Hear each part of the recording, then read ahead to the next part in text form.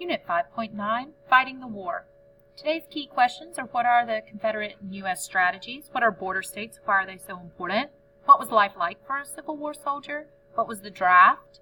What was the USCT? And what roles did women play?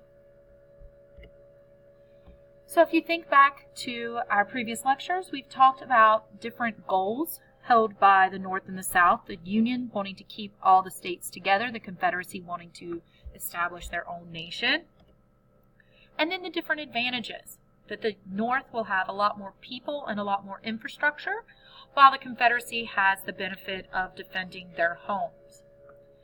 These different goals and advantages lead to different strategies between the North and the South. The Union has a strategy known as the Anaconda Plan, or the Constrictor Plan, and its goal is to suffocate the Confederacy into surrendering. A key component of this is to cut off trade.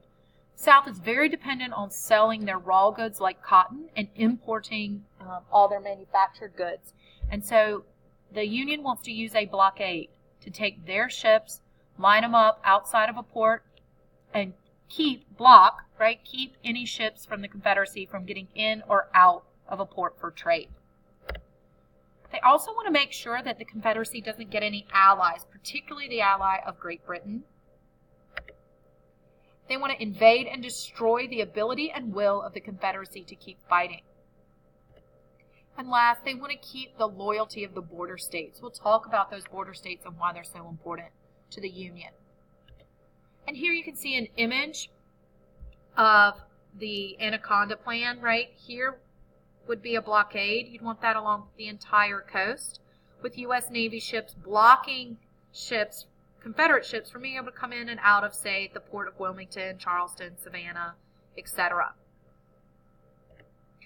The Confederacy wants to defend their land, and they also want to break their enemies' will to fight. They want to make the people in the North so frustrated with fighting this war that they say, just let them be, let them go. We don't need those states. Let them be their own country.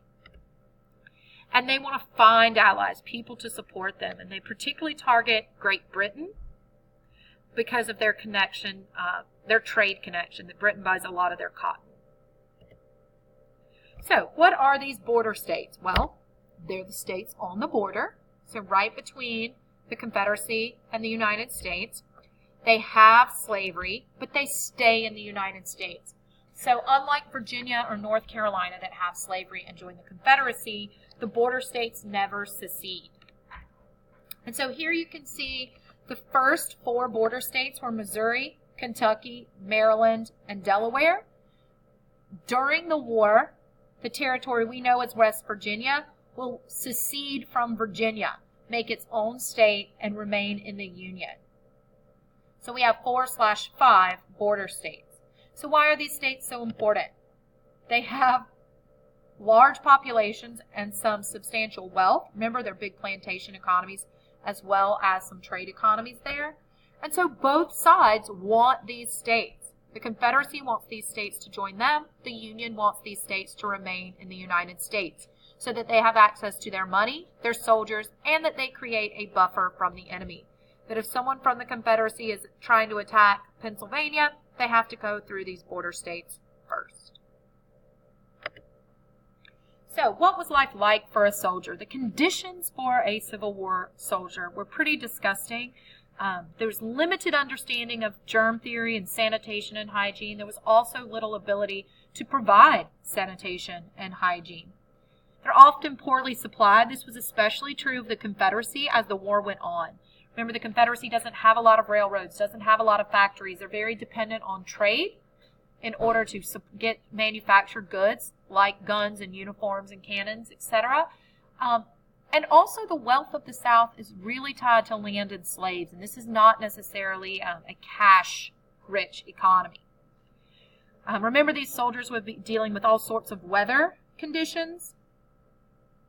They would have really bad food.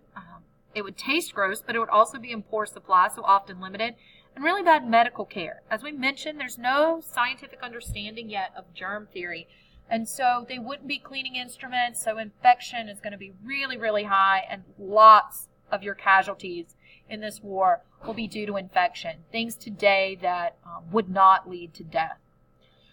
Also keep in mind with medical care, there's no anesthesia. There's no way to put someone to sleep in order to dull their pain or perform surgery or any of that. So you would have felt all parts of your wound or surgeries.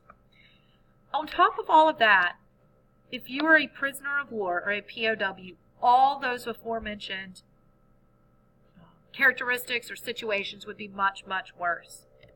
So here you can see a map of locations of Union and Confederate prison camps. Your most famous / infamous will be a camp called Andersonville. It is a Confederate camp with horrific conditions. Although none of the POW camps had very good conditions. If you can think about trying to supply your own army and running out of supplies, the last group on your list to supply would be enemy prisoners. And so these were often really terrible conditions. And you can see here the mortality rate or the likelihood, right, the percentage of people who will die in those camps are 12 and over 15. Here you can see an image from a POW camp, and you can see the really emaciated body. It looks like there were amputations. You can tell the conditions here are horrific. So if you look quickly at this chart tries to show you what is the lethality of war wounds. How lethal was it? How likely were you to die if you were wounded? And you can note the highest rate during the Revolutionary War with 42%, but then very high in the Civil War for the Union as well. And so if you look, you can see of the over 400,000 Union soldiers who were wounded or killed in action, only 140,000 were actually killed in action. And so a lot of people who will die in this war will die over longer term from infection, disease, etc., not immediately from their wounds. And if you look at more modern, right, the war in Afghanistan that's currently going on, we're down to 10%. And that's directly related to our improved medical care. Another key issue at heart at the Civil War, very controversial as well, would be the draft. Remember we've mentioned draft or conscription? It's when you involuntarily serve in the military, right, by force. The government forces you to serve in the military. This is always controversial. Right? A lot of people argue that the government has no right to make you risk your life or kill others. But it's extra controversial in many wars over the idea of inequity or inequality when it comes to being drafted. You can see this a lot in the Civil War. For example, in the Confederacy, if you were a large plantation owner with a lot of land and a lot of slaves, you were exempt from the draft. You would never be drafted. This wasn't necessarily just because of your wealth. There was a really intense fear in the South that as all the men left and went off to fight, that it would be an opportunity for slaves to have an uprising and have violent revolts. In the North, you were not exempt for wealth, but you could pay a substitute. So if you're wealthy enough and you got drafted, then you could pay a poorer person to serve in your place. The North will experience a lot of draft riots, particularly New York City. There were some racial undertones with some of these, anti-immigrant or different immigrant groups against each other, kind of ethnic fighting within some of these. But they come up out of protest of these drafts. Another way the North is able to recruit beyond the draft is to make it where African Americans are eligible to serve in the United States military. This became known as the USCT, the United States Colored Troops. This happens for a lot of different reasons. One is the Union, as the war goes on, just simply needs more soldiers to fight. But also throughout the war, we see more and more the cause of the North becoming slavery. And so as the cause is slavery, it makes more and more sense to allow African Americans to fight to free their fellow African Americans in the South. Over 200,000 African Americans will volunteer to serve in the military. They'll serve in the Army and Navy. For the most part, they serve non-combat roles, things like building forts, digging trenches, supply lines, things like that. This was generally not by choice. African Americans often wanted to be on those front lines, but they were often not allowed to do so. Not surprisingly for the time, they would also be paid substantially less. The most famous USCT troops were the 54th Massachusetts. They were led by a man named Robert Gould Shaw, who was a Northern abolitionist and white. This is indicative of the discrimination USCT troops would face. We saw that already with non-combat, lower pay. They would have had poorer supplies, but they were also not allowed to be officers. It was all white officer corps for the USCT troops.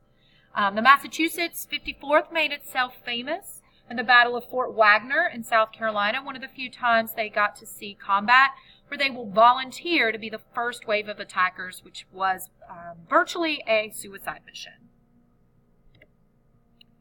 Women play a major role in the Civil War as well on the home front. Throughout wars, all through history, women remain home. When the men go off to fight, women keep the family together. Women keep the farm going, make sure everyone eats, maybe run the family store while the men are gone. And so that would happen. But they more directly support the war effort financially by buying war bonds, paying their taxes on their land, etc. They may help supply the war effort. They may go without themselves so that soldiers can have more. They may donate to the war effort. They may sew uniforms. Any way they can help. They will serve medically as nurses and some even as doctors. Famous women like Clara Barton will be involved in this, in the emergence of the Red Cross. They will help politically. Now, at this time, women would not have been able to run for office or even vote, but it doesn't mean they're not having political conversations with the men in their lives, encouraging men, supporting men as they move forward politically. More directly, women are involved in the war effort as spies and soldiers. Women throughout history have made really good spies, as they're often underestimated. And so men would be having conversations, potentially top secret conversations, around these women because they think the women can't understand what they're saying, and these women can report this information back to the enemy. Some women will also serve as soldiers.